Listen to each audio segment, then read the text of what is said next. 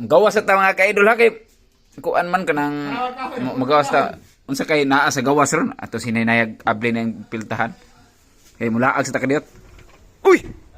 Piskot ani pagkabagaa man ning sino ani. Sa amo pagawas ta ani perti man tugnawa.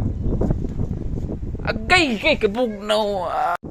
Kay mga ka-idol perti man tugnawa ni unsaon tani paglakaw ron mo biyahe ta ko adto dito kay mao na ako'y kumprahon.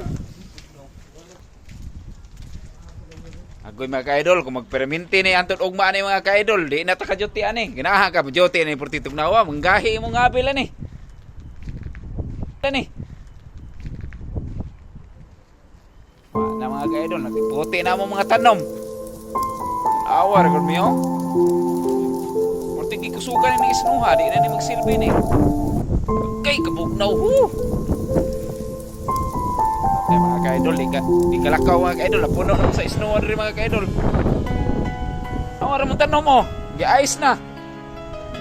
Perti na kusuga sa isno. Hangin mo imo, mura nagdag ice.